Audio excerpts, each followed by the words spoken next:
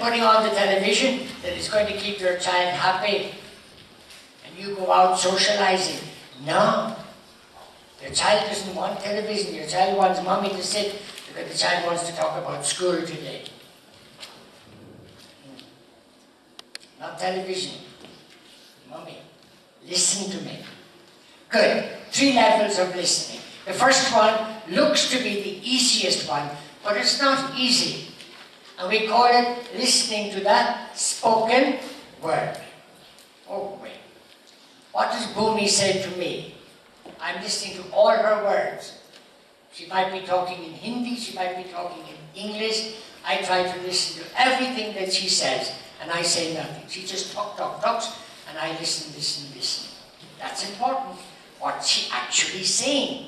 Like you do, what did the principal say? What did my colleague say? What did the child say? Listening to the spoken word. It seems to be easy, but actually it's not.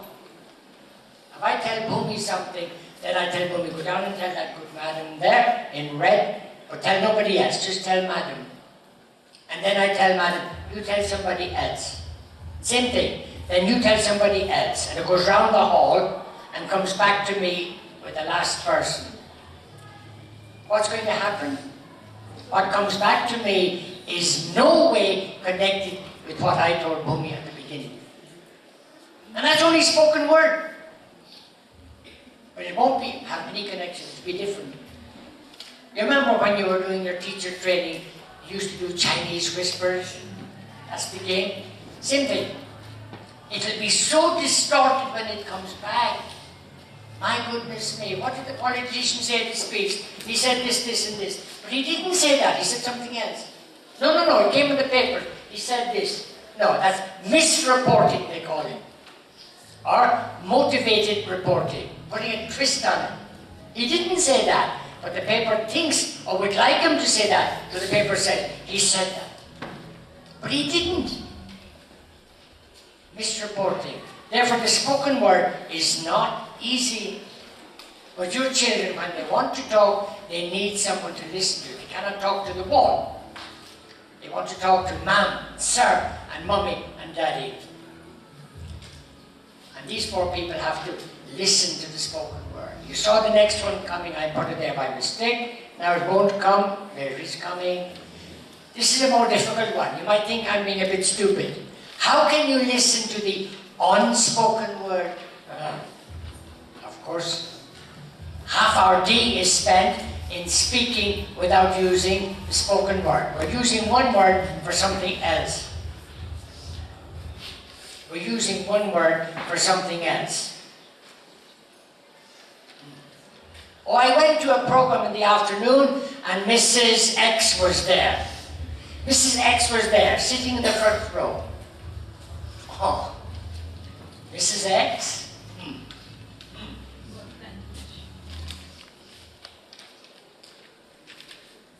The person listening to me knows that I don't like Mrs. X. But I didn't say, I don't like Mrs. X. I just said, Mrs. X. One word I said, But the message is clear. She cannot go and say, guess what, brother doesn't like Mrs. X. He said so. What did he say? He said, But it's clear to the listener. If she's listening to my unspoken word, then she knows.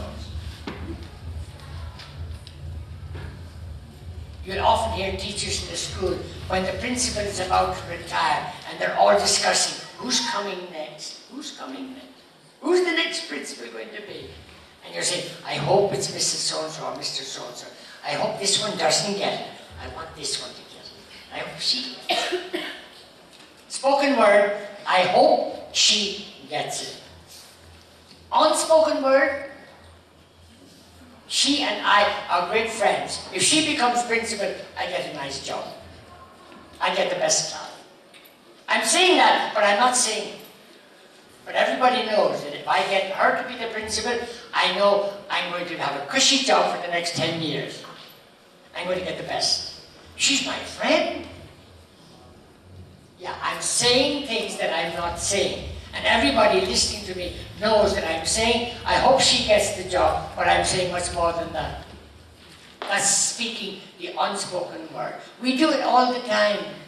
Would you like to come for a walk with me? I'm going to the mall for a stroll. Will you come? No, I've got a headache today. No, I don't feel well. I've got a lot of homework to do. Spoken word, I've got a headache. Unspoken word, I don't want to go walking with you. Unspoken word, I don't want to go walking with you. We do it all the time, no? We're speaking in unspoken language. And the third one is quite easy. We do it all the time, body language. Kumi is crying. My first question would be, what's wrong with you? Something is wrong for a little girl to cry. Something must be wrong. When my wife goes silent on me and she's not talking at supper time, then she's using body language. Something is wrong. Body language. Body language. When I smile at somebody, or Kumi smiles at me, that's body language. I know she's happy. She doesn't tell me, brother, I'm very happy today. She simply smiles. I know she's happy. So we're using body language all the time. I remember a sad story that I often tell people about a girl in